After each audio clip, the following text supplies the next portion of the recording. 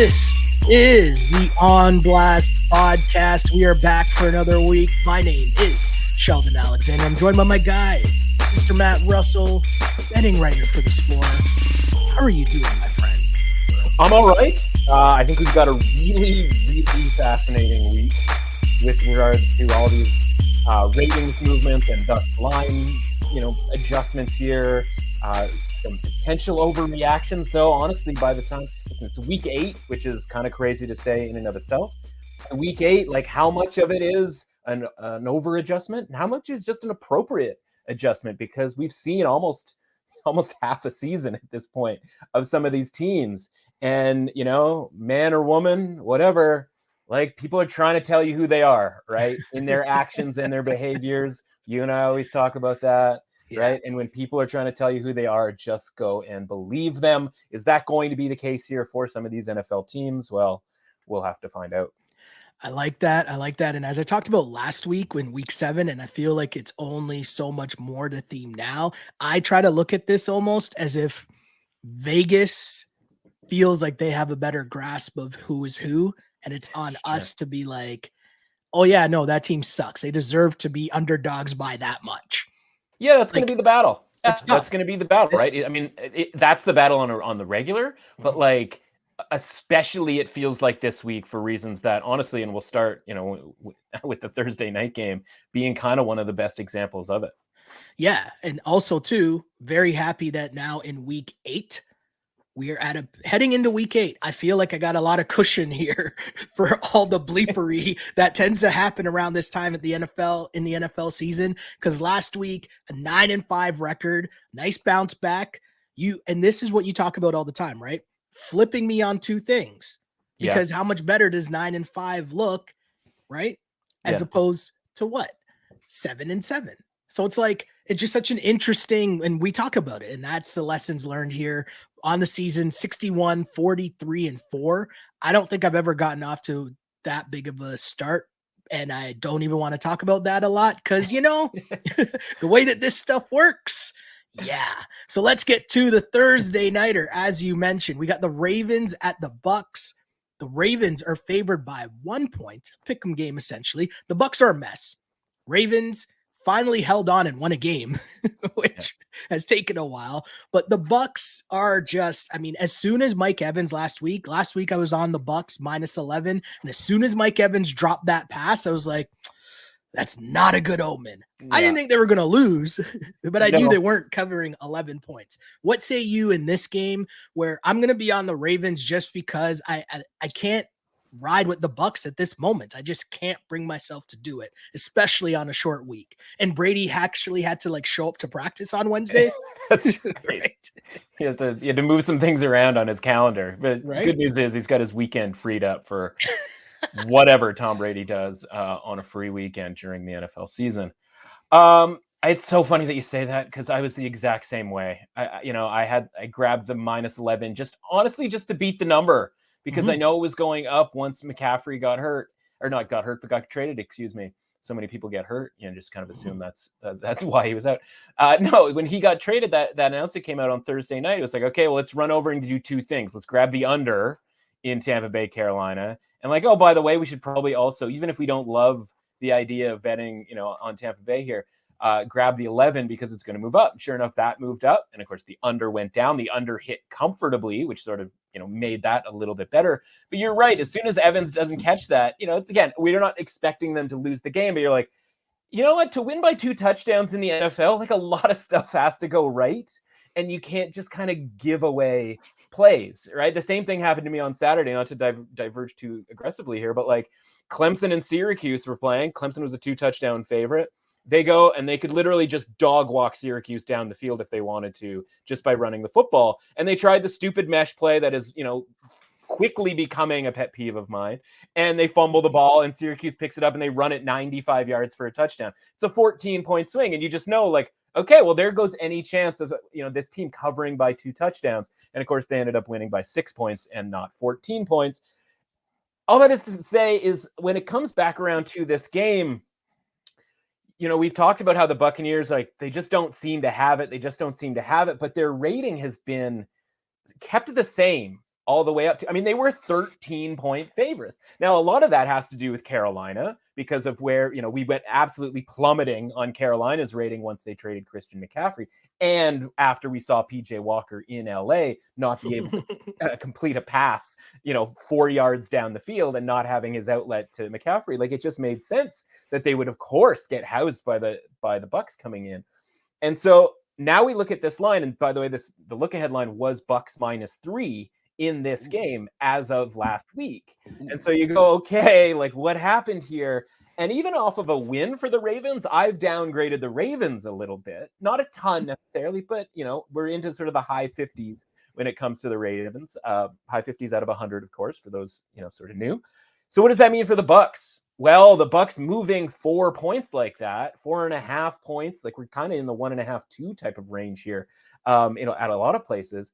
That's a pretty significant move, especially even off of 3, right? Just to get off 3, even if it just went from -3 to -2.5, right? That's a bigger move than just a half point. So from a rating standpoint, now we're looking at the Bucs, honestly, right around 50. We're making it that purely like straight up mediocre, like 9-8 team. That's what this line reflects. Because again, Baltimore is in the high 50s. They're traveling to Tampa Bay on a short week, and that line has flipped 4.5 points. And so simply put, we're supposed to bet on Tampa Bay here, right? We're not supposed to react to one game. And in a lot of ways, we might be overreacting here to one pass or one drop. Because honestly, what happens if Mike Evans catches that football, right? The Bucs go up 7-0.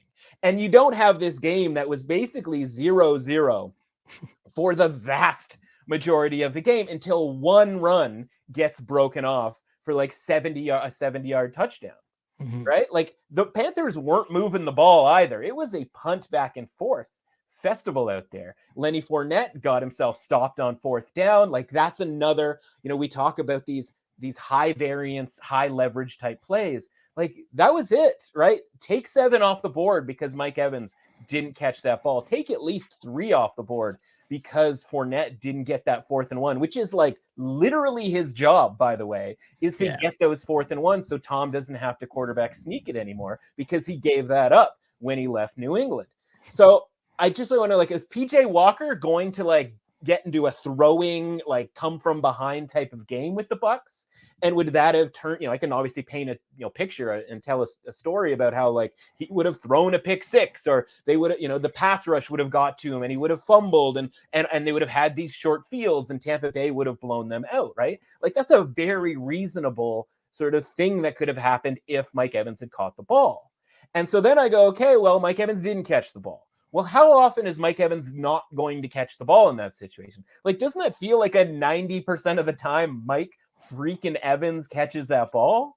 I've had him in fantasy for the last 3 years. Keeper league. And he doesn't drop that. He catches the ball a lot of the time. And so I go, if you kind of look at it like that, you go, man, there's kind of a 90% chance that the Bucs have a 7-point lead very early in that game. And then a lot of the game plan really changes when it comes to the Panthers.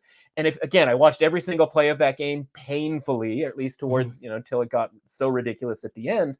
But you're just looking at going this should be a Buccaneers blowout. It wasn't oh, guess what? The Panthers are good all of a sudden. When you watch the game on Monday night with the Bears in a very similar situation where nobody expected them to win, you could see pretty early on, okay, they're moving, they're doing some different stuff. They've got Fields, actually running the ball. And of course, we'll talk about that on both sides of the coin later. But all of that is to say, how much should I be downgrading Tampa Bay? Yeah, okay, they're not a 70. You and I have been talking about this for a long time. You and I talked about how we would love to fade both Carolina and Tampa Bay last week. But the problem was they were playing each other.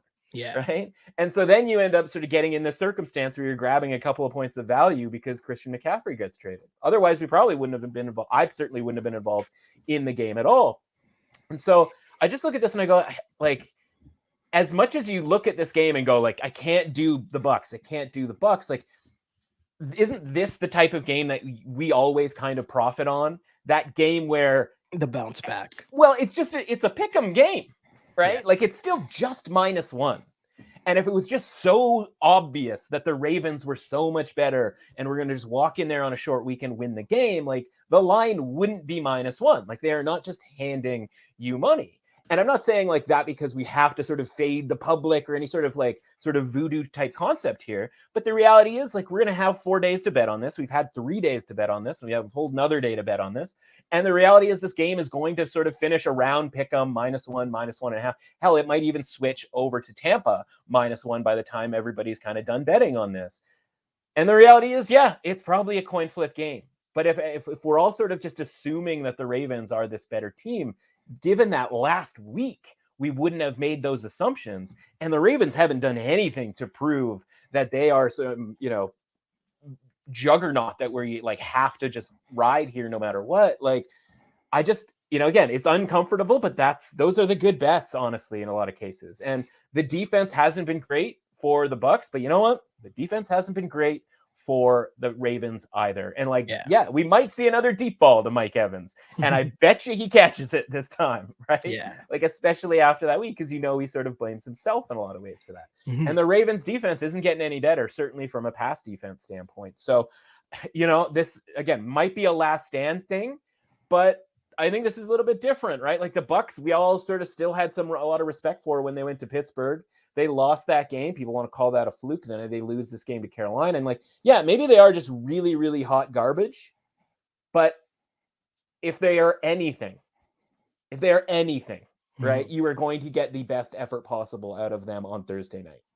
Sounds like you like the Bucs. I like it. It just comes down to like, we're supposed to bet the Bucs here. And I don't mean that in like, we're like getting coaxed into it, but just from a value standpoint, we're supposed to be betting the Bucs here.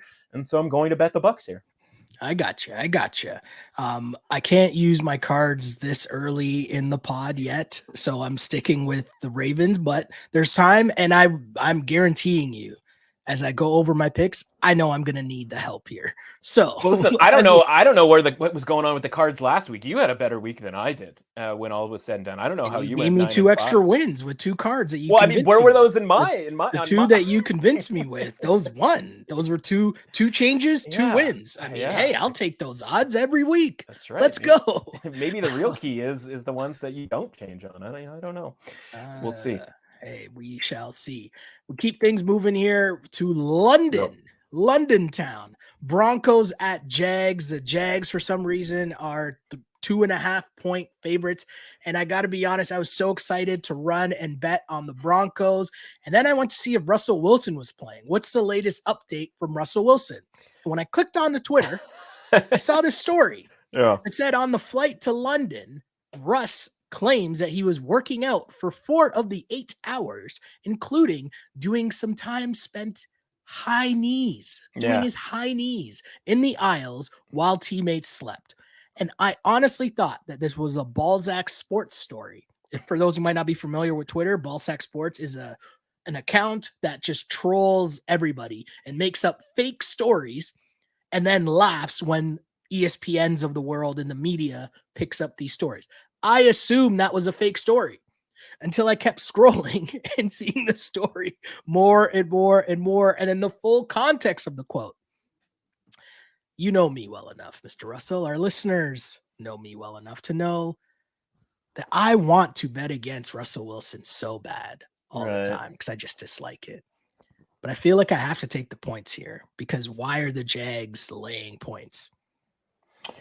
Yeah, and we talked about that last week too, right? Where it's like against the Giants, and the Giants are just this team that like somehow, some way they get into the, you and I talk about it, right? Like the dark places, the crevices, like the hidden yardage and all of that stuff where you just like somehow they stay in the game, right? Like it's the Titans do that. The Jets are certainly doing that. Speaking of the Broncos last week. Yeah, and listen, man, who doesn't love a good like get in the aisle workout? Maybe some deep lunges, some deep knee bends. If there's a flight from Toronto to Vegas, I'm getting out there and getting in some deep knee bends in hour 2 of that trip. Yeah, and like he's proud of this, I guess. I don't really know. Anyway, keep that to yourself, right? Like, why do you need to tell people that? I don't understand. Well, that's it. Yeah, like I thought initially somebody else was sort of leaking this situation, but my guy's got some Wolverine blood, so I guess the rules don't apply. Yeah, so let's first of all talk about the line move here, right? So this opens 4 and it moves across 3, which is obviously, as we know, like the biggest move it can make. Mm-hmm. And you're sitting there going like, wait a minute, the Jags are favored by 4 points at this point? Like the Jags metrics are all like really, really good. And again, they're sort of in the dark places in a different way, where they're sort of giving it up here and there, right? Mm-hmm. We talked about how they had 200 more yards than the Texans and lost that game.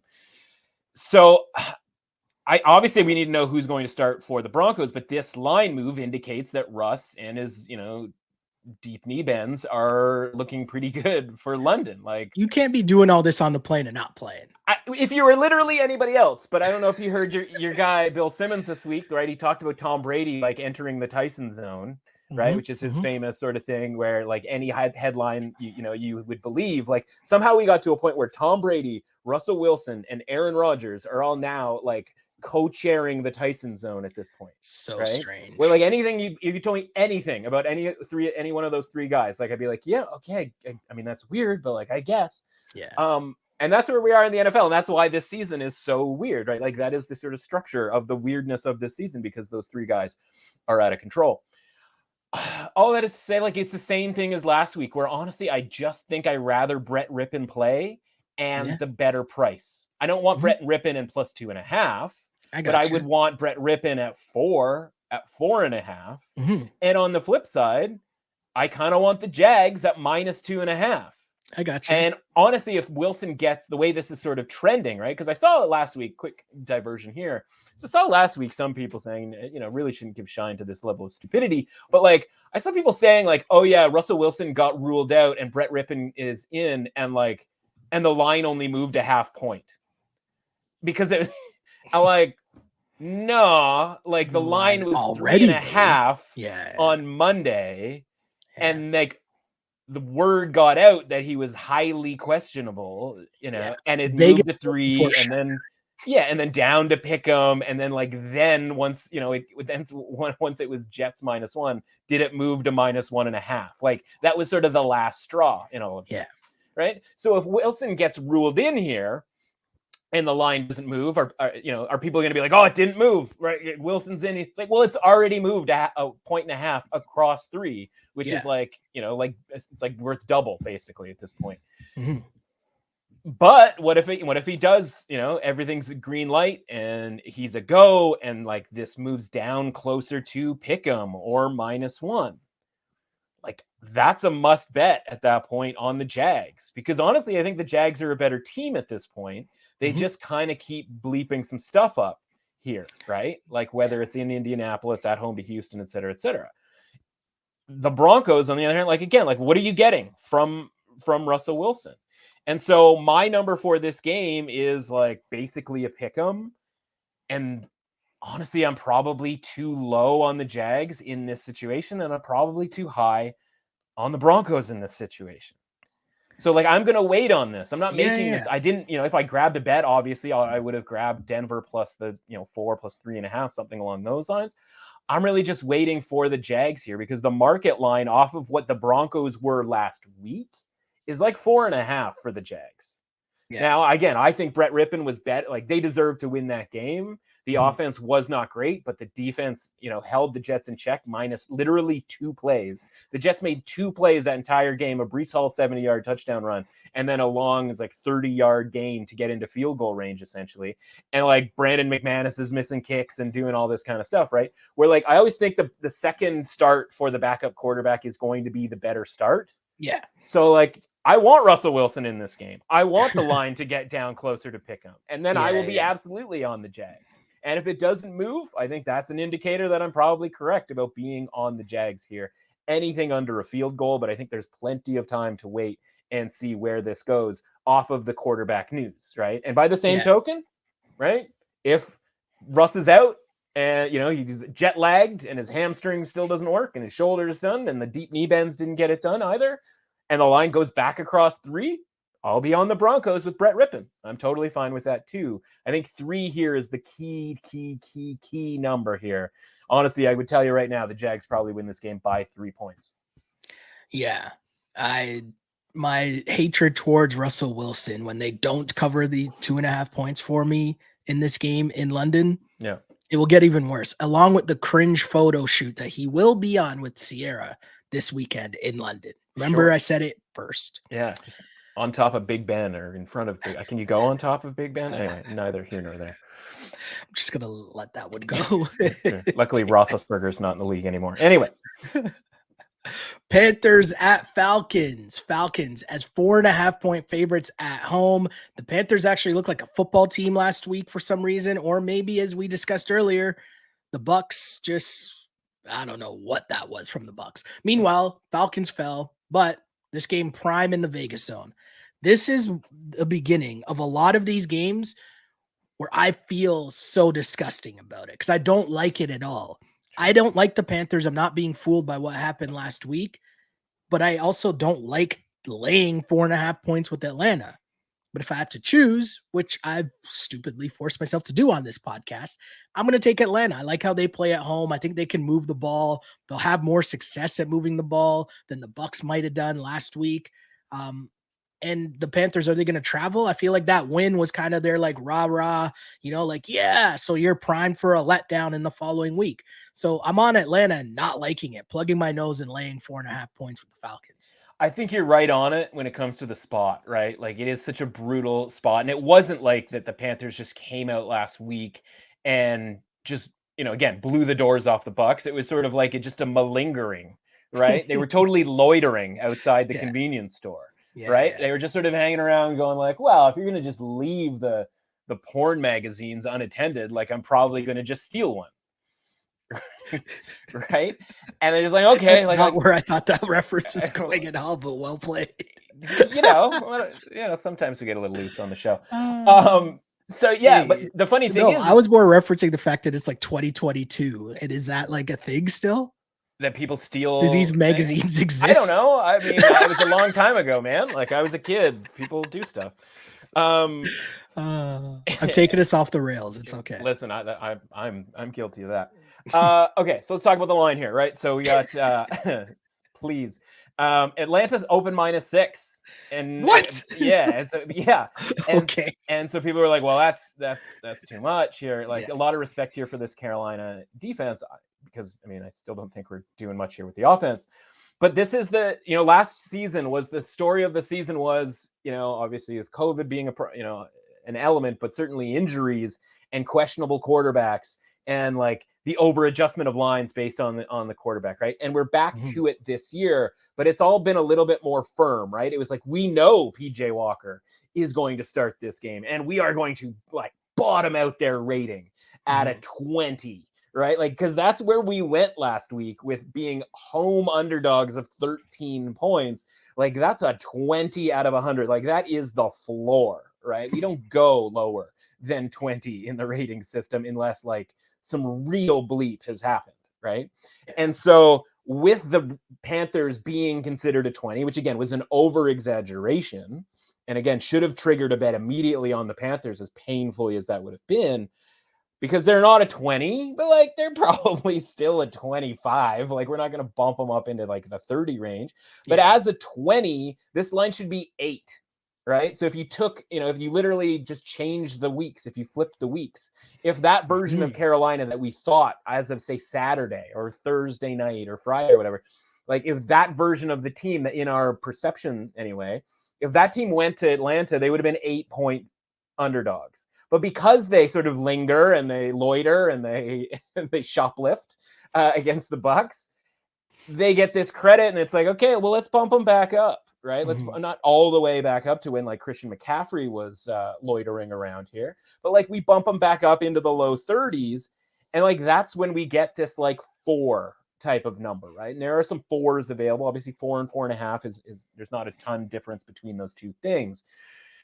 The problem here with the Falcons is they have some pretty significant injuries. Like that's why we were on Cincinnati last week, because the secondary was just losing guys hand over fist. Right. And they even had AJ Terrell. Like he even like left that game. And at that point it was like, okay, like, well, they just don't have the dudes here to cover, Boyd and Chase and, Higgins didn't necessarily go off, unfortunately, but what's PJ Walker going to do to take advantage of that? Like, it's one thing when you have to deal with that against Joe Burrow in Cincinnati. Yeah. It's another thing when you got PJ Walker coming to town. Like, yeah. let's get some guys off. Game. Yeah, let's get some guys off the practice squad here. Let's get the defense sort of tightened up, and let's maybe, again, convert on some of these on a pass or two. And honestly, the Falcons aren't even going to throw the ball that much. They're just going to run it. This kind of feels a little bit more, I'd want to say like an under, but me and the totals, they don't necessarily go well together. I'm just going to kind of wait and see. Again, this is another sort of wait and see. Like, how much credit are the Panthers going to get here? Are we going to get like a flat 4? Are we going to get like a 3.5? I already bet the Panthers +6 because I just knew that number was not going to be, sort of sustainable, if you will, right? Like that wasn't going to be around very long. But honestly, like I would probably lean to the Falcons being able to take care of business here because honestly, I just trust that team, their coaching, their system, their, all of that stuff. And the spot for the Panthers is brutal, right? Like, again, they got away with stealing last week, and now they're going to Atlanta, a team that all of a sudden is in contention here for the division title. I think it's not something where I'm like, yep, Panthers or something. Like, I think they have a chance to win this game outright. Like, I'm sorry. Like, it's not working for me. Like, the occasional, like, popping the big run that worked against the Buccaneers. Again, maybe that works this week, but it's, weird as it is to say, I trust the Falcons offense at this point to be able to do a little bit more because they're not trying to do too much, right? Yeah. Brady and the Bucs offense is trying to do too much, and they're trying to do it in like the most boring way possible. With the Falcons, it's like, you're going to hit you in the mouth. We're going to tell you what's coming. A run to the left side of our offensive line is coming. Do what you can to stop that. And like, a lot of teams haven't been able to, and maybe the Panthers can because their defense is pretty good. But a lot of that is the pass defense, right? And their ability to get pressure on a quarterback, especially one that isn't mobile, like Tom Brady. Well, you got the mobile quarterback here with Marcus Mariota. So, you never like to lay points here with the Falcons. This isn't some massive, if the Falcons had won, for example, last week against Cincinnati, and we saw this line sort of shoot up because it was some big adjustment to the Falcons, that's not what this is, right? That's not what this -4.5 is. There isn't some crazy adjustment. They're still kind of they're in the high 30s, like maybe low 40s right now. This isn't a team that's being considered from a rating standpoint, a playoff team, even though they might find themselves in the playoffs when the end of the season comes around. I got you. So Falcons -4.5 is where I'll be sitting on that one. Let's move on to the Bears and the Cowboys. Bears traveling to Dallas as 9.5-point underdogs. And hey, here's one thing. The Bears scored 30 plus points. I didn't know that was a thing that was possible, but you know what? I don't see it happening back-to-back weeks. Definitely not.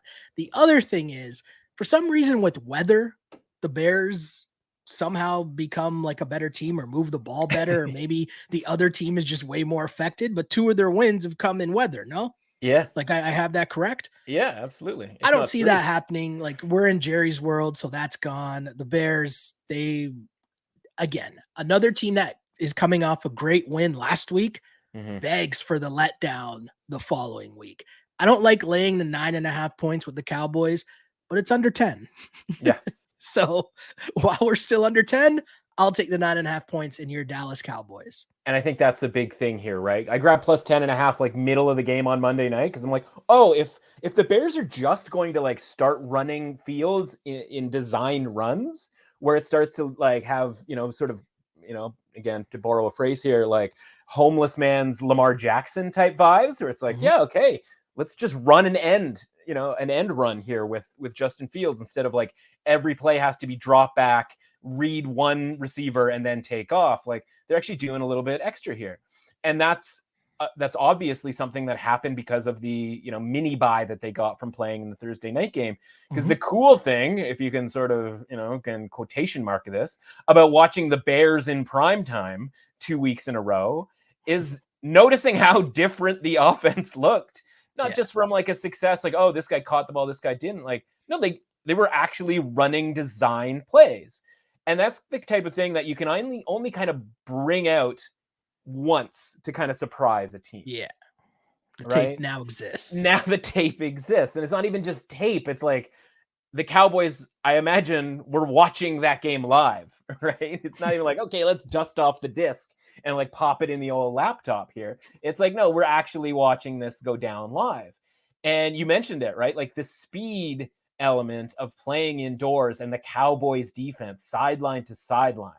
Like Justin Fields isn't going to be just able to get the ball, snap it, and run around it like he's playing in a Pop Warner game, right? Where he's just faster than everybody, because he's not faster than everybody on the Dallas Cowboys, right? And the short week, you've got Dak coming back. You know, we talked about it with regards to the second game of a backup quarterback. How about the second game of a guy who was hurt?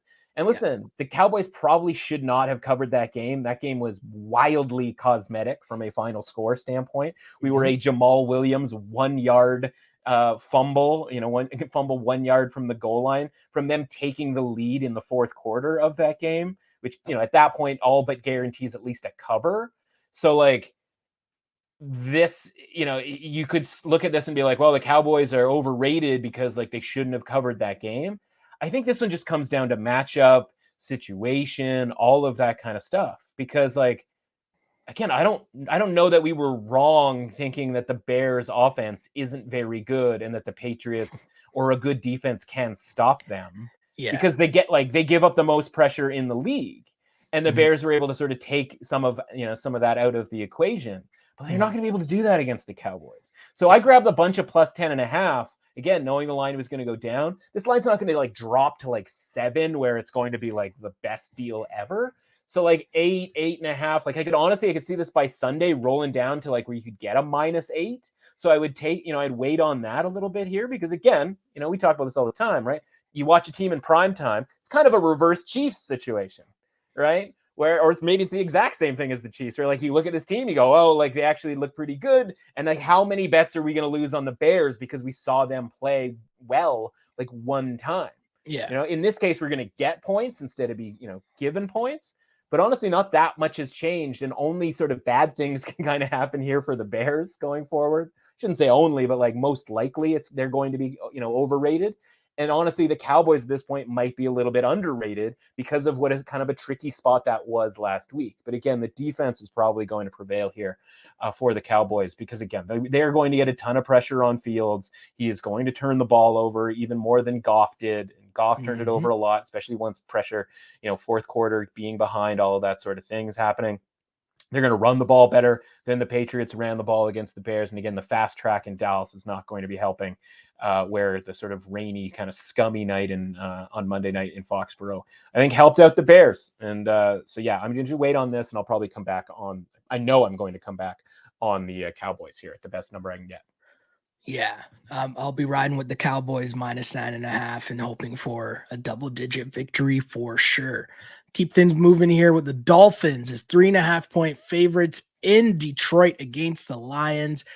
I'm leaning here on the Miami Dolphins. The Lions, they have, for a team that I used to love to bet on in these spots, but this is a prime spot that I'm sitting here saying, should probably take the Lions, But they've just, I don't know, injuries have piled up. They've been struggling the last few weeks to just even show up and be the scrappy team we know them to be. Yeah. Are you going to tell me, though, the injuries are getting a bit better? Because as of now, I'm on the Dolphins. Yeah, well, that's what kept them in that game last week against the Cowboys, right? The offensive line is there, right? Sewell is there. Ragnow's there, missing the left tackle. Those guys are there, and that's what you need when we're looking to back the Lions. Problem was, Amon-Ra St. Brown was there, and he was there for about 5 seconds before he left that game. So again, we keep an eye on that. DeAndre Swift, another week out. We weren't really thinking that was going to happen, but he gets ruled out. Is it a difference maker on the goal line, for example? I don't know if he would have been in there, or whether Williams, he often gets the goal line carry anyway. So again, a bunch of different stuff. Listen, if your boy wakes up there and throws his challenge flag, and maybe, even if they don't get the touchdown from the second string tight end who somehow didn't get into the end zone, I think they probably would have ruled him short, but at least that would have given them a minute to kind of gather themselves. And I think there's a better chance of Williams not fumbling it if they're not sort of rushing to the line and, not being in a panic on trying to decide whether or not to challenge it. Right. Yeah. And so, all that is to say, like, the Lions actually played pretty well until that kind of happened. And like, by the way, I still don't understand how that was ruled a touchback, where you didn't even get the Cowboys pinned at the 1 yard line. Who knows what happens, right? If they have to go into that sort of offensive, the prevent offense, if you will, of like, let's just get this thing out into sort of a reasonable space. The Lions defense never going to be great. I thought they played pretty well against the Cowboys. They are obviously going to be up against it. We watched the Dolphins. You and I talk about the script. How good did the script look for the Dolphins against the Steelers on Sunday night, right? Like electricity. And it's like, no, if you had told me after that drive, like that was the only touchdown that they were going to get in the entire game, right? Like, it's funny how like the script just tricks you into thinking that these teams are just incredible offensive juggernauts. It's like, they ran everything really fast. It's almost as though they had the plays memorized, and like that was it. Then it was like a couple of field goals here and there, and like all of a sudden the Steelers were back in that game. So like, I'd be a little bit worried about the first 15 plays when it comes to the Dolphins, right? Like, kind of make a note of that. But if the Lions get DeAndre Swift back and they get, they have the offense that they normally do, like, the plus 3.5, man, like that's got the backdoor, situation written all over it. And so I'm probably going to be on the Lions here, plus 3.5. We'll see if it gets to 4. Maybe, who knows, might even get to 4.5.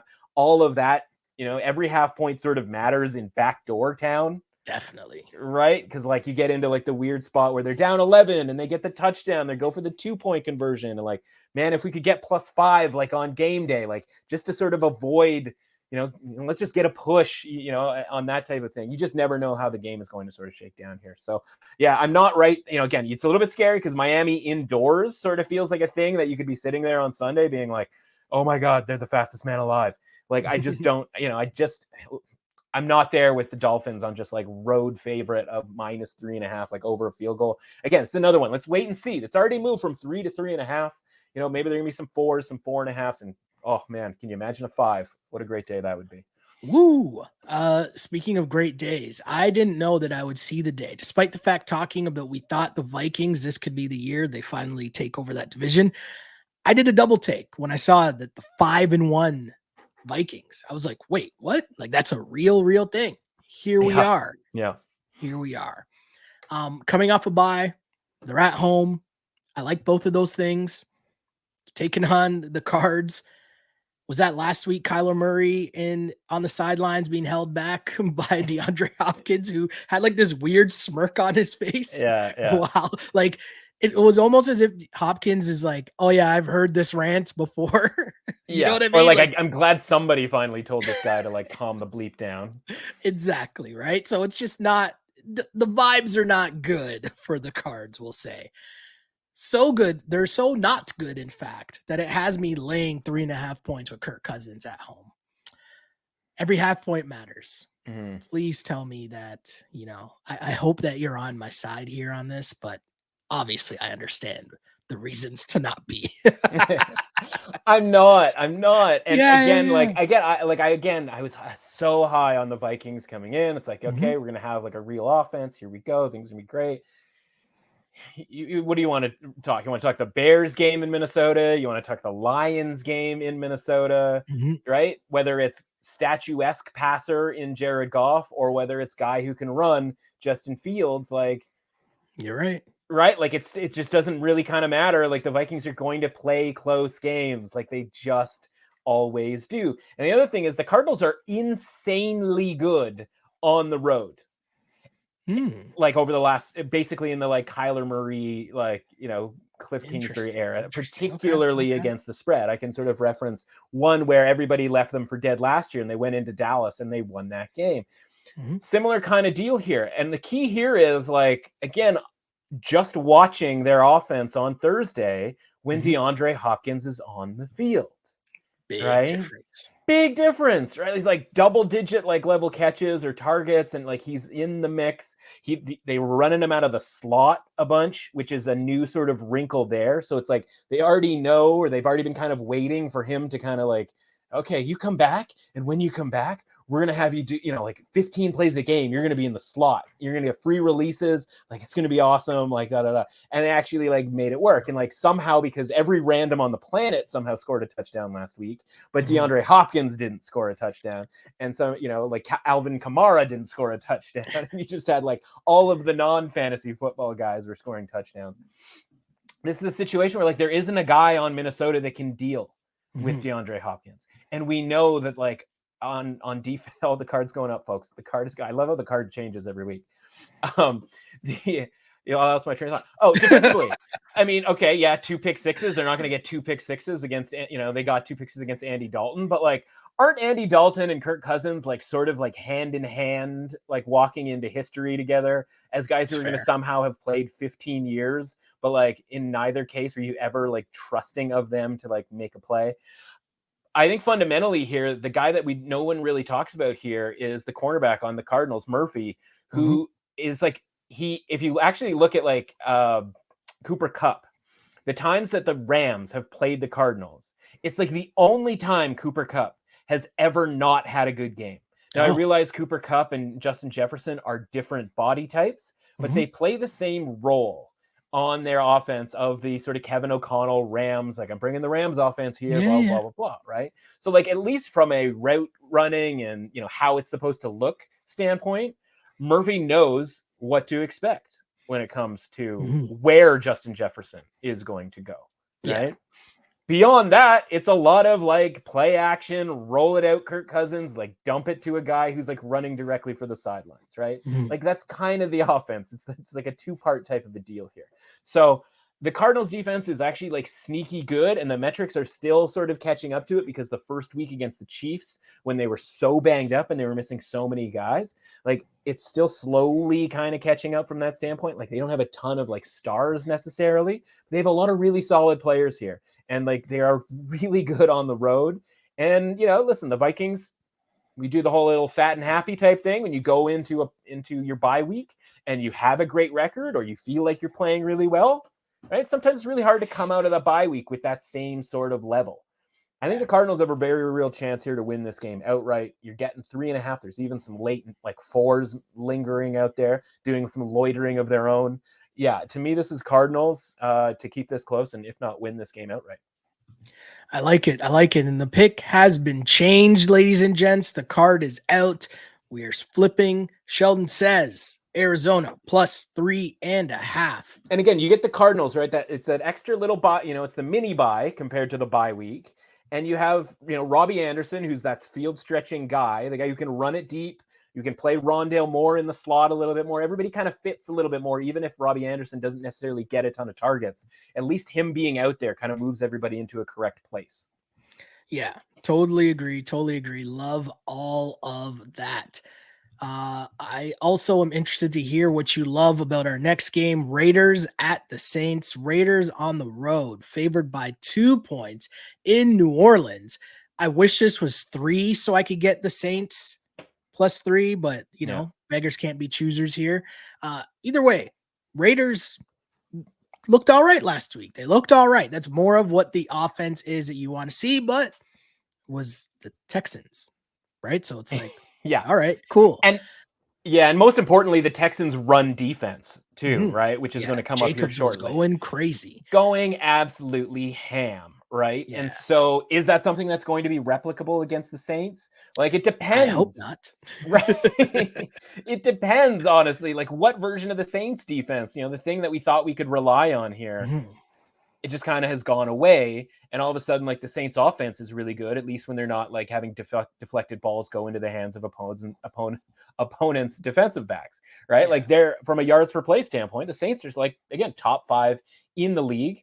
As usual with the Saints, it's how many guys are we going to have out there, right? Like, again, Michael Thomas just infuriating his availability or lack thereof because he matters like he does, especially in the red zone, and just a guy that you have to pay attention to, right? Jarvis Landry's going to make a couple of catches per game that are, especially on third down, and like those guys are out. And it's like, man, hopefully Jawan Johnson really comes down with a couple of balls today, or like Traquan, it's just like all these different dudes who like, yeah, okay, like I know I've heard of them, but like he's not really scaring me in any way, shape, or form. And like Mark Ingram got taken out of that game last week, and the run game in general got taken out of that game last week once those back-to-back pick sixes happened, right? So it all kind of shook down in a really negative way for the Saints, where Andy Dalton, and one of those was a deflected, a pass that was flat out dropped, like he was put in the right spot, and the other one was a pressure-related, like, duck that he threw. Mm-hmm. But if he doesn't, if that catch gets made, for example, right, the whole game script goes a little bit differently, because you're watching that game in the first quarter and they're up 10 points or whatever it was, and you're like, oh man, like, Saints teasers are a crew's job. Turned out we had to like cling to teaser life, like, with our bare hands towards the end of the game as the Saints, kicked the field goal to get it inside of 8.5 in that game. I'd look at it this way, right? Like, this is the exact same line from 2 weeks ago again when the Bengals came to town against the Saints. Do you have the Bengals rated the same as the Raiders? Like, I think the Bengals are a better team. Yeah. Right? I think the Bengals are a little bit more dangerous. Yeah. And by the way, the Saints are up 9 points and should have covered that game comfortably, even if they had come back and, even if the Bengals had come back to only win by 1, right? You would have gotten home with the Saints there. So I just think there's a possibility here that we get a decent injury report. This line comes down to pick'em, which is a little bit closer to where I think it should be. You're not getting like a ton of value because it's +2 and it should be pick'em at this point. It's just not going to get to 3 unless like some really bad stuff has happened for the Saints from an injury report standpoint. And I just don't see that being the case because they've had the sort of, week and a half off here with the mini bye week and some guys who have, been off for a couple of weeks that hopefully maybe, might get back into the mix. I like it. I'm on the Saints +2 in that one. Interested to hear your take on the next game, which is the Pats -1.5 at the Jets. I made a mistake when I first wrote this down. I wrote down Jets -1.5, and I stopped to think to myself, wait, when was the last time the Jets would have been favored against the Patriots? And then I looked back and I was like, oh, wait, they're not favored in this game either. That's right. So I was like, oh, okay, everything's continues. normal. Okay, cool. Let's continue here. Yeah. I'm on the Pats. And I mean, give me Zappy. I don't know what's going on with Belichick. I love his post-game presser where he's going back and forth. Right. And the reporters are trying to figure out what his strategy was. And he's just like, yeah, they both knew they were going to play. Like, he's just totally messing with them. And I love it. I'm always here for salty Belichick. But give me Zappy. Yeah. And give me the Pats -1.5 points. Let's go. Yeah. I mean, I think you're getting Mac Jones. I don't think you can. It's not about going back to Zappy, but it's like if you don't go to Mac Jones, it's like you really just buried Mac Jones because he hit the cable, of the camera cable going over the middle. Yeah. So I think you're going to get Mac Jones. I mean, to be honest with you, I don't think it matters, right? Because fundamentally, like, it's funny. It did feel like they kind of just started running the good plays when Zappy came in, and like the receivers just started like going a little bit extra for the ball. It's like they were making some sick catches because they like Zappy too, man. And honestly, I don't know the inner workings. I couldn't tell you. Like, maybe it seems really hard to believe that like Mac Jones is just like an ass. I don't think he's doing deep knee bends on the flight. I don't know if is there a flight? I mean, I guess there's a flight from Boston to New York. They wouldn't just train it down, I suppose. Listen, going into the game, against the Bears, I was like, man, like, I hope somehow, is it possible that the Patriots could cover while also not looking good so that I can get Patriots like -1 or -1.5 next week against the Jets? Because like I'm watching Zach Wilson against the Broncos and it's just for me on Zach Wilson, and like kudos to them, right? Like they get the Breece Hall big play and you go, man, like that was really great for them, but like how much of this is sustainable? And then they're now missing Vera Tucker, and of course Hall goes out. It's like James Robinson's going to be the answer. And it's like, just for a second here, I was like, everybody's like all excited because James Robinson's going to like take the Breece Hall role. But I'm like, didn't we just decide that Breece Hall was like the rookie of the year and like the next great thing? And if he's the next great thing and he gets hurt and just James Robinson can come in and like take care of business, is like, then Breece Hall can't be the next great thing. Like, that's not how this works, right? Like we just did this with Saquon, New York market for like the last 2 years, where it's like, it's actually a Saquon thing. It's actually a Breece Hall thing. So I just look at this and I go, what can the Jets do that the Bears, did? And like, because the Bears were like, yeah, we're gonna go and we're gonna create some new plays here that just involve Justin Fields running the football. Well, Zach Wilson's going to get killed if that's the case, because it's adorable that he's running and doing pirouettes back there. And like, my guy got away with one when he fumbled trying to get away from the Broncos. I'm still trying to figure out what the call was in that case. Like, his wrist was down. Like, I don't really think that was the situation. But anyway, the Broncos should have had a defensive touchdown early in the game. Again, speaking of things that could go either way that just kind of happened to go against us last week, I just look at it and I go, okay, I don't really care that the Jets are home, right? This isn't some like massive travel spot. I get it's a short week, but like, I think Bill Belichick understands how to work from Monday to Sunday. Like, he's probably got this figured out from like a plotting and planning standpoint. And because the Jets keep winning, that's what's keeping this line, sort of in a dull roar, if you will, right? And so I look at it and like, I get why the market has this at -1.5. Like, that's probably an appropriate number. My own personal ratings come to about 3.5 for the Patriots here, because I'm not going just absolutely nuts when it comes to that game on Friday. Like, I realize with a downgrade from Friday's game, it's probably something under a field goal, but just from a situational spot, like, I think this is a really good spot to back Belichick for that bounce back. Everybody's going to be like focused. The whole BS with the quarterback controversy, not going to be an issue. The Patriots win this game and do so relatively comfortably.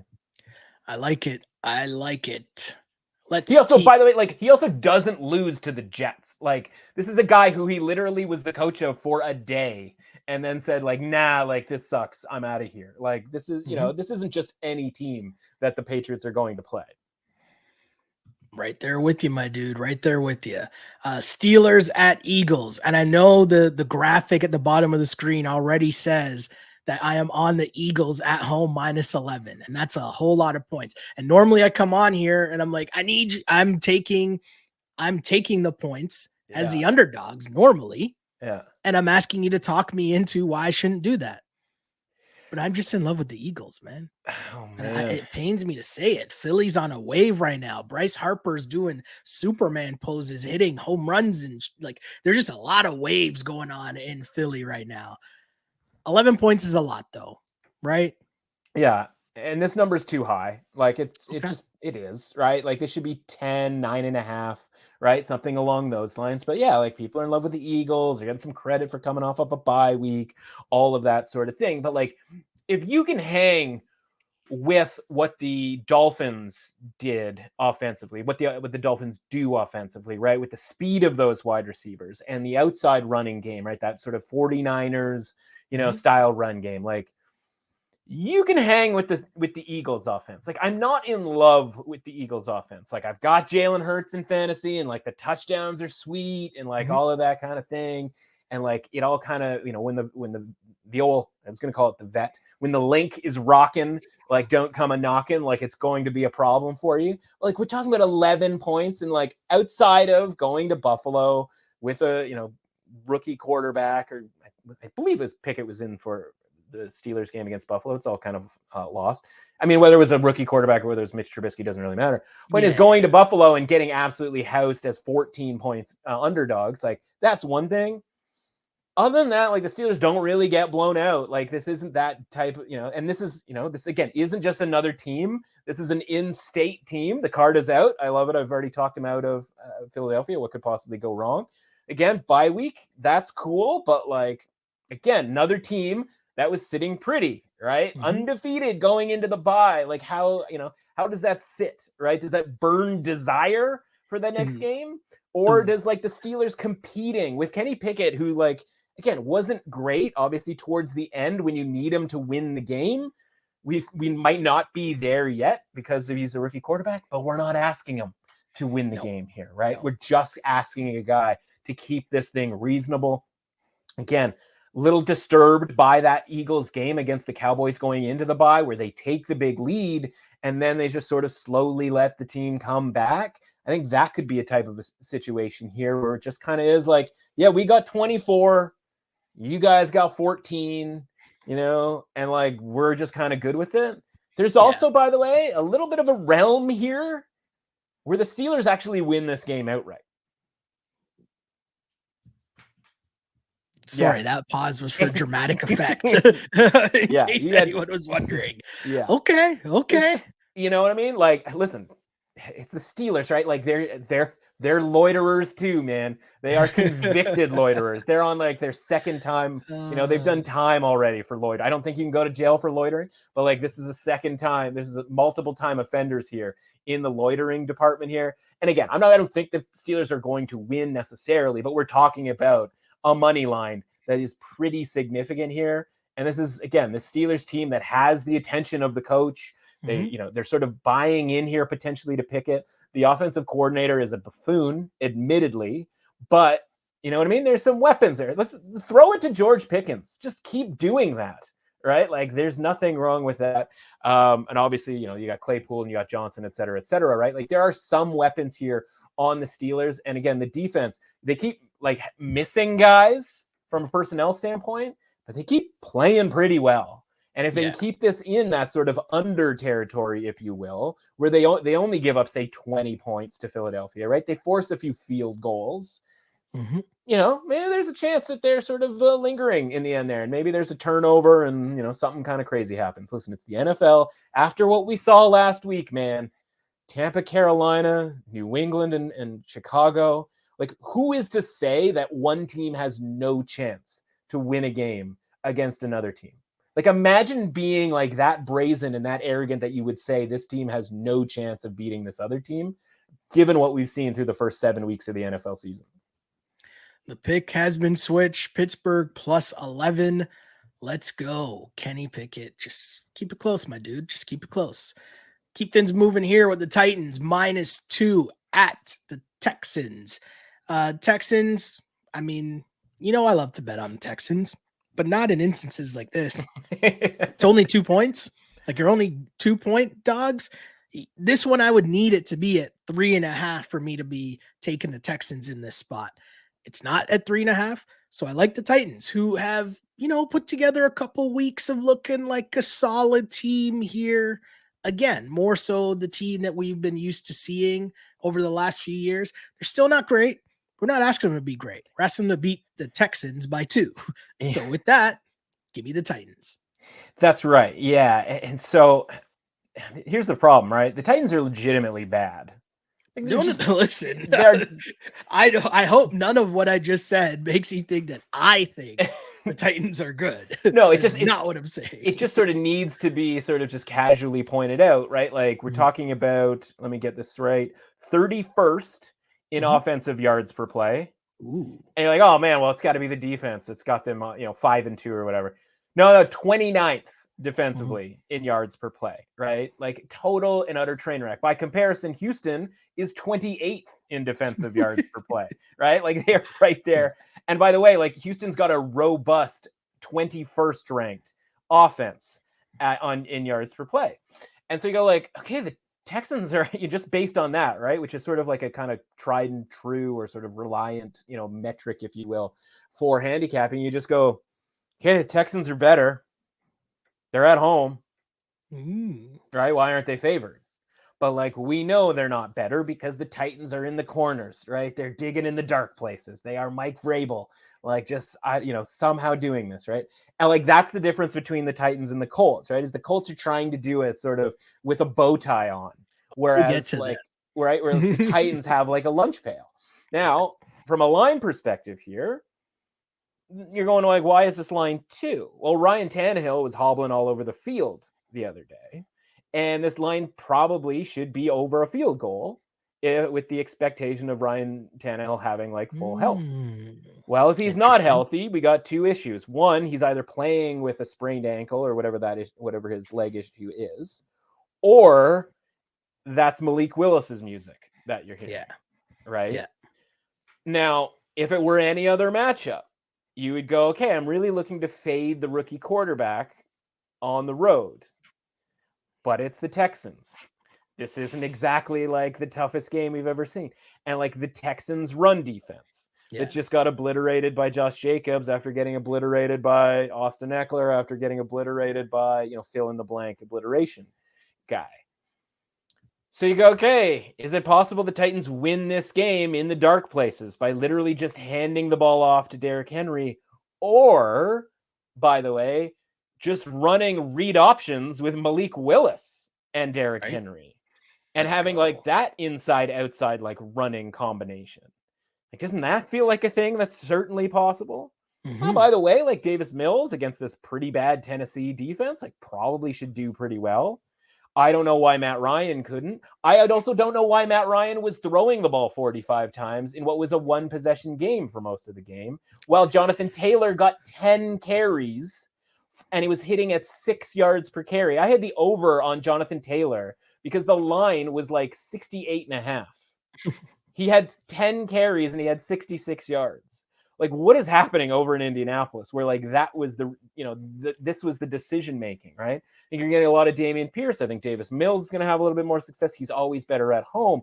So again, long story short here is like, I want to know who's going to play here because I think the Texans have a better chance of covering a number if Tannehill's in and it's 3.5, the way that it should be. And if Malik Willis gets the nod, I think the Texans probably kind of become favorites here, right? To pick them the -1, something along those lines. At which point, honestly, I'll rely on Derrick Henry and Malik Willis to just run for 300 yards in like a college football sort of academy style type of deal where like they basically never throw the ball and they just get it done that way. Now, they don't necessarily have the defense to be able to sort of rely on that, but certainly if they do so offensively and maybe get the odd interception, odd fumble, which is, again, somehow what they do every single time, yeah, I think Titans have to be the play there. So, again, this is another situation where we need to know who's playing, where the line goes, and then just kind of fade that move, whichever way it goes.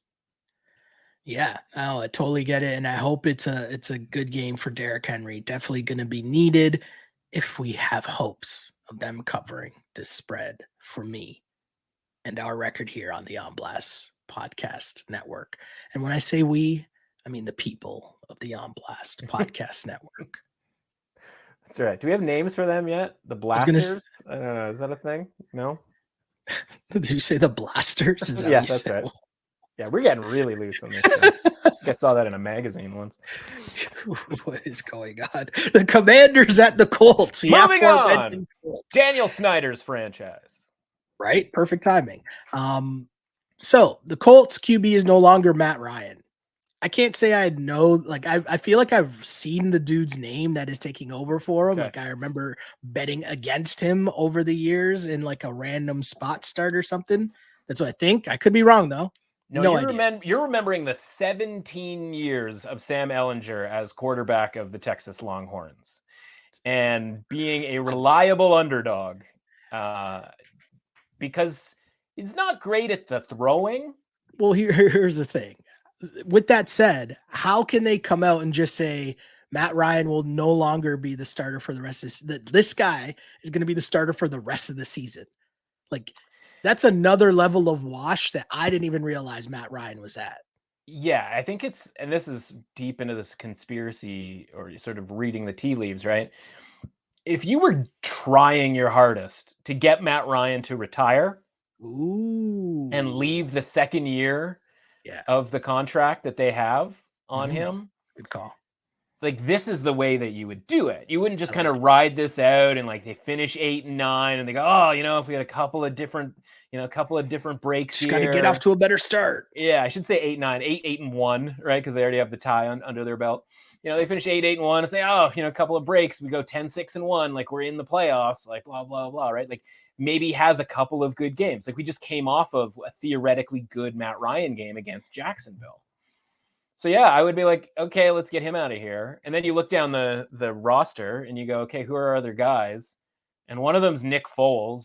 Which is amazing. Like, what's that going to get you, right? The problem is, like, Nick Foles will get you a couple of wins, right? Like, that's not really what you want in this situation because you're looking around here and you're going like, if we could get like a top 10 pick, there's a handful of dudes coming out in this draft. This is not last year's draft, this coming draft. There's also a 7'4" French guy who it's a different sport. Oh, it's a different sport show. I mean, listen, there might be a 7'4" French guy. The way those people they're cranking out tall people, like we might have a quarterback at this point who's 7 feet tall coming from France. No, but I mean, like there are enough dudes in this draft. You got, people adore Will Levis for reasons that still remain a little bit shaky to me. But like CJ Stroud, obviously, and Bryce Young are sort of leading the way there. But there's 3, 4, 5, maybe even more guys by the time we get around to it. It's a lot different than there was last year, right? Where Malik Willis was like considered maybe the top quarterback pick until Kenny Pickett had a really big year. And it's like, oh, okay, I guess if you have to take a quarterback. And so you don't need to be dead last is the point, right? Yeah. You can look around and be like, well, we got a tie against the Texans. So like, we could probably end up sort of in the top 5 here of this draft. How do we do that? Well, Nick Foles is going to get us a couple of wins. Matt Ryan is going to get us like 3 or 4 more wins. Sam Ehlinger might not get us a damn thing. And I think that might be sort of the way. And you can sort of hide it under the guise of like, well, we want to see what we have in Sam Ehlinger. There's a problem. I almost called him Matt Ehlinger. He'd be a lot more handsome if that were the case. Sam Ehlinger and his 7-8 years at Texas, like we figured out that the throwing wasn't the thing. Again, the problem is the running is the thing with Sam Ehlinger. Like he will carry dudes, right? Yeah. You need more than one guy to tackle Sam Ehlinger. Problem is he going to be able to get past the Washington defensive line? Is the offensive line that, again, we have seen firsthand. The left tackle is like a, absolute, old Western door, a saloon door type situation where you're just kind of like bursting through there at any given opportunity. Like it's not going to be great, I don't think, or at least I would bet that it's not going to be great. And as much as we liked Sam Ehlinger with those kind of, mediocre to bad, Texas teams against Oklahoma, like it was always like a fun game, the Cotton Bowl in October, like Sam Ehlinger plus 7.5, like I'm in. That's not what this is. It's a -3 situation. And like usually we come on here and we're like, listen, if the reason you didn't like betting on the Colts was because you were betting on Matt Ryan, and how bad could it be? Problem is there hasn't really been an adjustment, right? All these other games, we talk about Russell Wilson. I mean, go down the list. Ryan freaking Tannehill, right? We go down the list and we go, okay, like what would the number be if these two teams played and this quarterback, whatever? I'm looking at it right now and I'm going, okay, Washington, yeah, Indianapolis, yeah. Oh, wait, it would be 3.5. And it's like Sam Ehlinger's in. It's like, this is actually true. Like this didn't really, move from like, I think it was 4 and move to 3, which is like a pretty negligible move. Obviously catches half of 3, right? From a push win to a push. But like, that's still not that much. And again, what do we have on the Washington side? We got Taylor Heineke, who by the way, like looked like, again, poor man's Carson Wentz, where every ball looked like it could be a turnover. Every drop back was a roller coaster of emotion. He just needs another week of practice, man. Just needs another week of practice. But, you say that, but like, honestly, maybe, right? Like just to sort of know, okay. Can't get worse. Well, the funny thing is like, it could get worse because those that would be Carson Wentz though. True. But like, you know what I mean? Like from last week, like those turnover worthy plays could actually be turnovers this week. And that would be problematic. But again, if my theory on this whole, like give the guy a second game, that's going to be probably the best it's going to look. And then you get into the Cooper Rush territory where like the third game and the fourth game are like, not so great. And you're like, oh, that's why that guy's not a starting quarterback. Right. So whether it's Sam Ehlinger, like getting his first start, I think ever, he's always in the preseason, just doing work in the fourth quarter, or Taylor Heineke, who has a ton of experience and now he's getting his second start. Again, you don't have it's not raining. Like it was kind of chaos in Washington in that game against Green Bay, right? It was mucky and gross, right? It's going to be an easier environment, at least from a playing condition standpoint. And you're getting 3 points with Washington. So like, I think there's just a better chance that like, Washington takes care of this. And like Sam Ehlinger is not very good, because if Sam Ehlinger was good, by the way, like they wouldn't have signed Nick Foles and they wouldn't have signed Matt Ryan, because they've had Sam Ehlinger, for 2 or 3 years. Like he's almost been in Indy on the third string as long as he was at Texas as the starting quarterback, which is basically a decade. They know what they got. There's a plan here. I like that. I like that a lot. And hey, go Commanders. It's very rare I get to say that. Something I do say a lot is go Niners, as that's my squad, but I especially love saying go Niners when they're taking on the Rams. Yeah. Niners 1.5 favorites at the Rams. People familiar with the pod know that we talk about this all the time. And the line is very interesting here, but the Niners always play the Rams well. They just do. That's just the way things work. They got the win earlier on in the season when we told you, hey, that's what it would be. My guy, Mr. Matt Russell, is about to tell us what the line was in that game. I'm going to go out on a limb and guess that will be part of his answer here. But I'm on the Niners. Give me the Niners. It's only 1.5. They're on the road. And I'm not going to be talked into the Christian McCaffrey thing. Like, cool, there'll be some good games, and I get it, and I understand it. Overall, I don't like it, but I do like it in this spot as he will help them beat the Rams. It's funny that you say that because I was going to ask you if you remember, I was going to start just firing off games to you, right? So like earlier this year, Rams at 49ers. You don't remember what the line was? I don't remember what the line was. No. Okay. So it opened like 2.5. So I think it ended up closing 1.5 at home, San Francisco. Right. Okay. And then we had 3 versions of this game last year, and it was at the Rams in the playoffs, right? Rams were 3.5 point favorites. It was at the Rams during the regular season where they were 3.5. There was actually a 4.5 in the mix there at one point because we weren't sure whether it was going to be Jimmy G or Trey Lance. And then you had in San Francisco, the 49ers as home underdogs. And it was the same thing the year before. And so all of those numbers, like all kind of are grouped together as essentially the same thing, right? Once you flip the home field advantage, you're adding sort of at 1.5 points on one side, 1 to 1.5 points on the other. And that's how you end up with San Francisco being a short favorite at home and being, a field goal or more than a field goal on the road. Problem is, it's not what this is. No. Right? This is San Francisco minus 1.5 on the road, right? Simply put, the adjustment has been made, going through home field advantage. Yeah. Right? Like it's the same number. It's still San Francisco minus 1.5. Now, bear with me here. That sort of lends itself to thinking like, oh, the value is on the Rams here. You have to take the Rams because like, look at this number. It's been this way for so long. And really what has changed? And the answer is honestly, like, not really that much. You mentioned obviously Christian McCaffrey, but like, does he move a point spread like that significantly? Yada, yada, right? You got it. The real thing here, I think, is the reason we liked San Francisco in all of those occasions is because the line was wrong every single time. Like it wasn't wrong in a market standpoint because we all had opportunity to bet the bleep out of it and move it to where it should be, but it was wrong. And like people just kept over looking the matchup in this game, right? They kept just going like, oh, like they're both pretty good. And like Rams are at home. Like, by the way, like the 49ers travel to SoFi Stadium. So like, when we get down to the literal part about this being like flipping through home field, like there isn't really any home field advantage to flip through. Yeah. Because like San Francisco doesn't even really have that great of a home field advantage, right? It's not like a raucous scene in San Francisco, and neither do the Rams. So like maybe both of these games, no matter where they play, are just kind of neutral site, right? Yeah. At which point San Francisco minus 1.5, you just go, okay, so San Francisco's better. They're playing in a quasi-neutral site environment. So minus 1.5, or even there's some minus ones available. Like, okay, like I guess I'm still on San Francisco. And that's kind of where I am because the one thing, again, hasn't changed for me. And I think that's the point, is that the Rams haven't shown me that they're like, they deserve a bump up in their rating, right? Yeah. Whereas San Francisco, like, man, it was ugly defensively last week. But you know what? It's going to be, ugly defensively for a lot of teams against the Chiefs. We know that. By the way, they've improved to 1-2 since that game against Tampa Bay against the spread.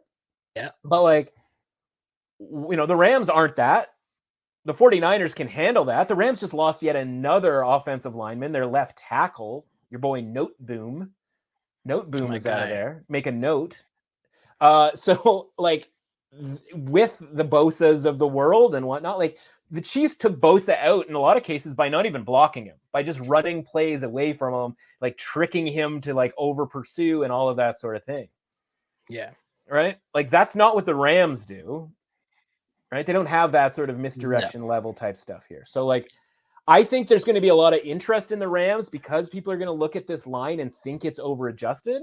I think this line is just adjusted the way that you and I for 2.5, 3 years have wanted it to be or felt it should be. And that's why we've won money on the 49ers every damn time. And so maybe the Rams end up pulling out this win, but like, I just don't see that, right? I think I'm just going to listen. If we end up 6-1, if we go from 6-0 or 7-0 to 7-1, betting the 49ers against the Rams over these last 3 years, like I can live with that. I'll go down with that ship, so to speak.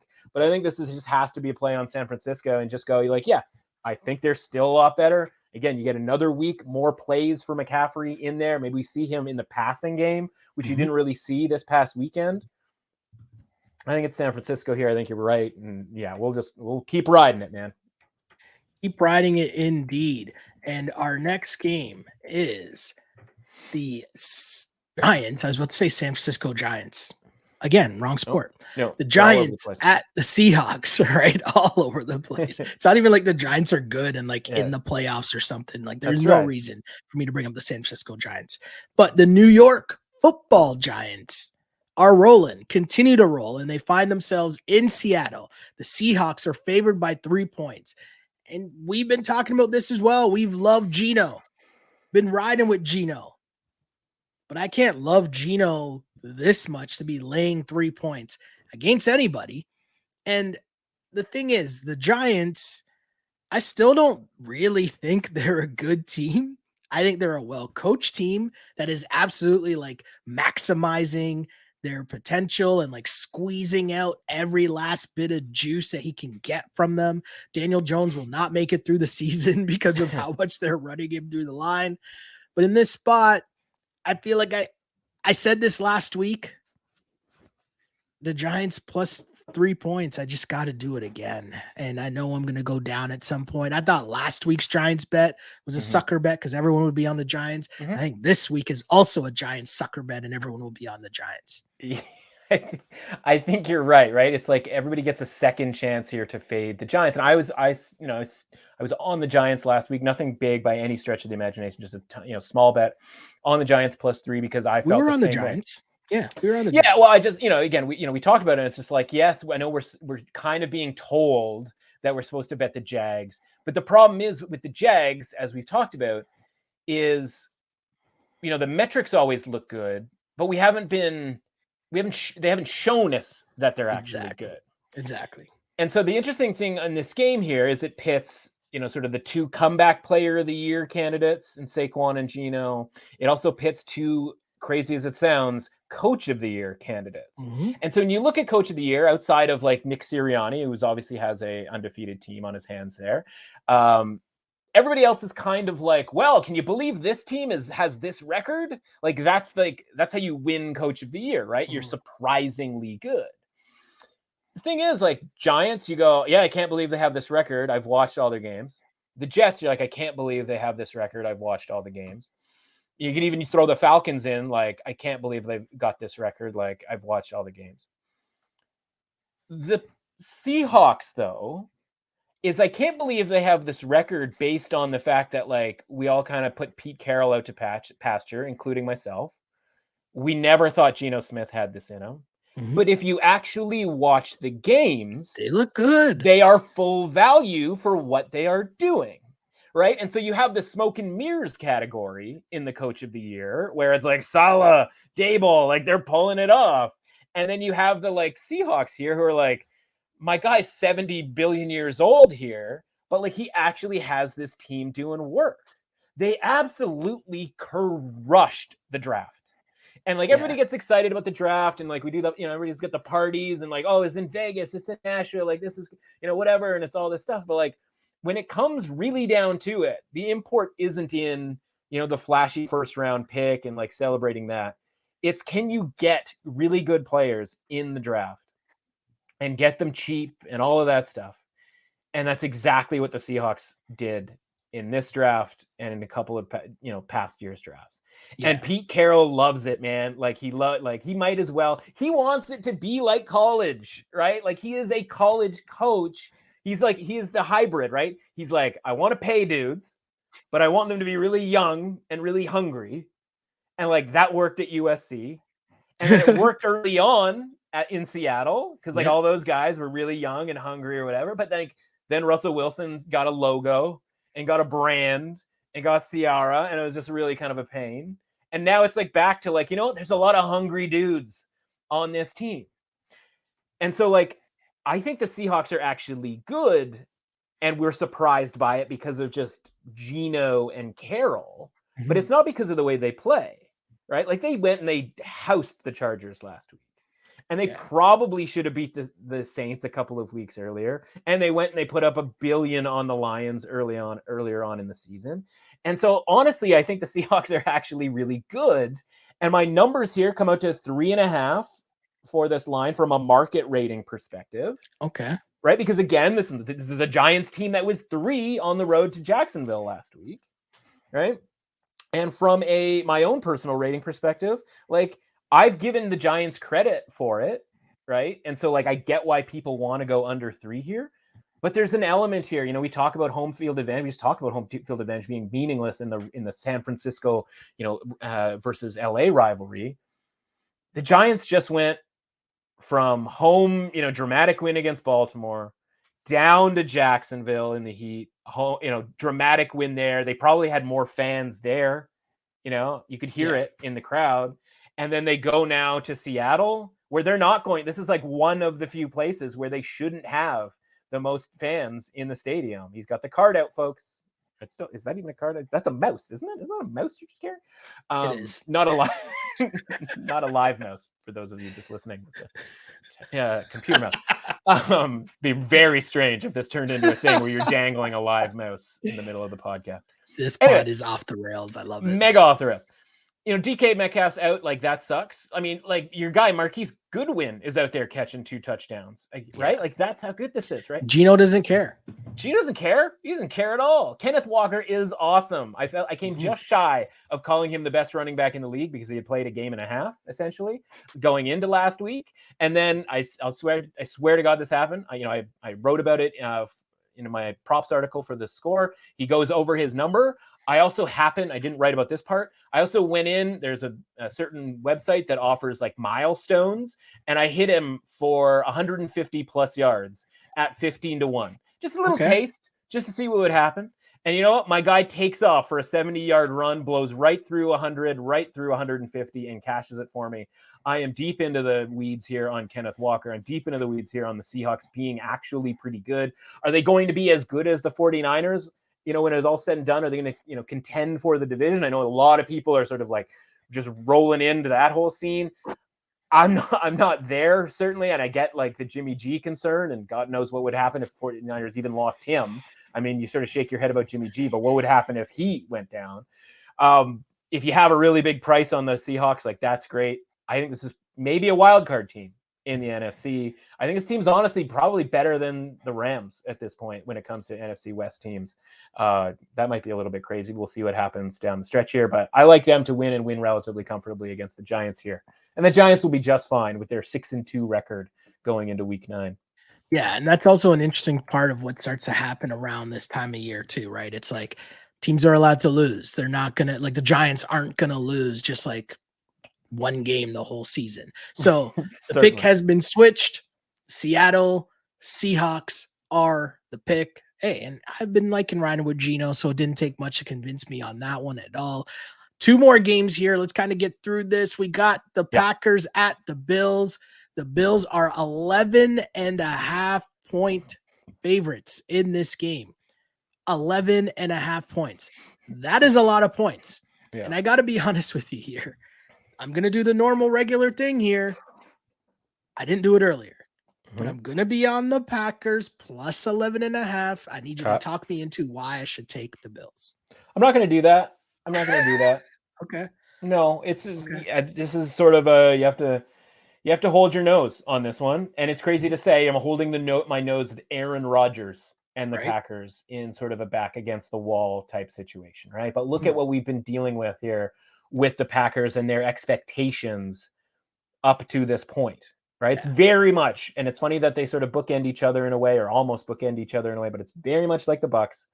But it's like, what have we been expecting out of the Packers? We were expecting them to go to Washington in kind of weird conditions, bad offensive line against a good defensive line. And we were asking them to win, right? We're asking them to win and win comfortably by a full touchdown, essentially. Yeah. Before that, we were asking them to win by 2 scores against the Jets. We were asking them to go to London and win by 2 scores against the Giants, right? We were asking these things of a team that's just not capable of that. Now, occasionally they might be, right? Any team in theory could win by sort of 2 scores, but like we just talked about it, like, or we talked about it an hour ago now, like to win by 2 scores in the NFL is really, really hard. Yeah. And fundamentally, that's the point here, because now we're asking the Bills to win not just by 2 scores, but 2 touchdowns. Yeah. Here. And all we're asking of the Packers is like, have some heart out there.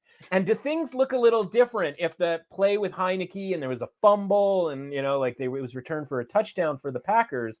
Like, do things look a little different if that goes a different way, whether you agree with the ruling on that or whether you just go, okay, like a half, second earlier, if that ball comes out or, doesn't get recovered. If the Packers win that game, right? Is this 11.5? Like, no, it's probably going to be like 10, like something like, which is still like kind of crazy because like you and I talk about it, man.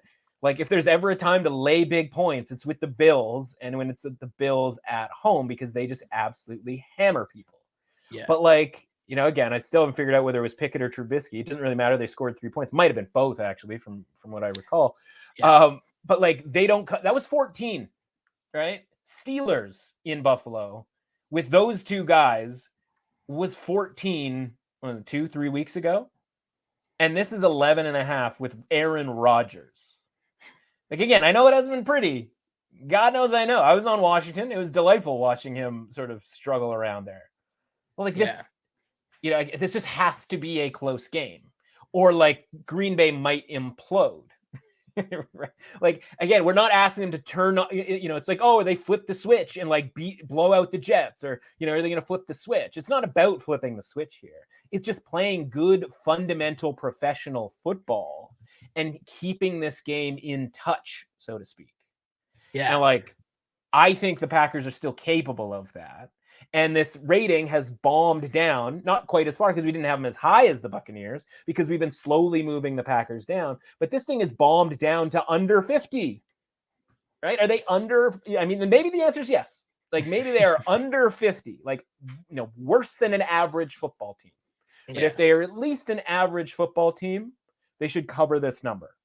I'm not going to say they're going to win this game outright. I'm going to say they're going to cover this number. 11.5 points. Why not, Packers? Why not?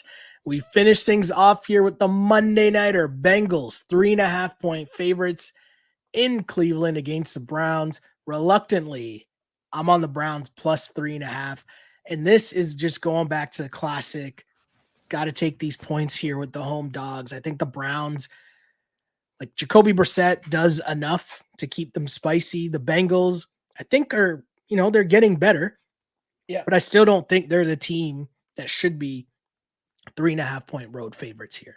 Simply put, they're getting a rating boost from, from a spot that we've had them rated. Again, we've talked about every time we talk about the Bengals, it's like, well, we've had them rated this way basically since before they made it to the Super Bowl. And there hasn't really been a reason to change it. And sometimes that means betting on them like it did last week when the number should have been 7 and it was 6 and 6.5. And luckily, or however you want to sort of frame it, they win comfortably in part because of the spot with the Falcons being really banged up from a defensive standpoint, right? So again, like I think we have the Bengals rated pretty well. We were on them last week.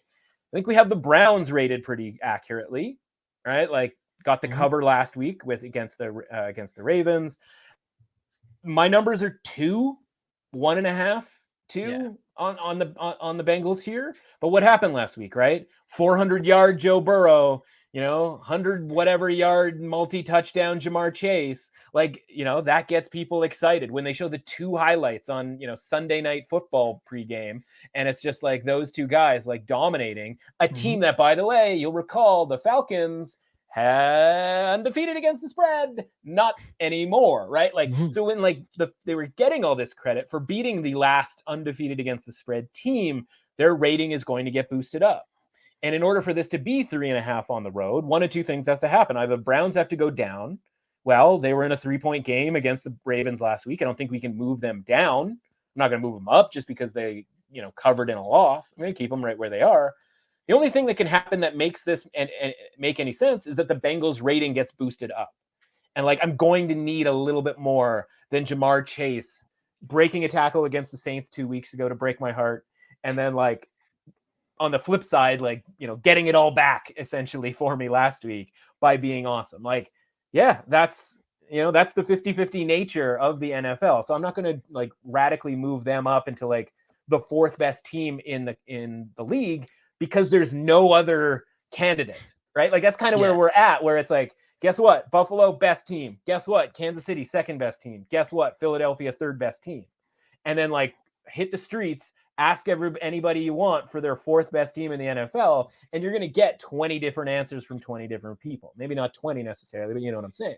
So this week, it's the Bengals because they won comfortably last week. And that's why this is over a field goal. Honestly, I'd wait until Monday. We might even get 4. We might get 4.5 with this because it's already moved off of 3. I love it. And as you mentioned, might get different numbers by Monday, but where is a place that people can find you to get all of said information on where the line could be before kickoff?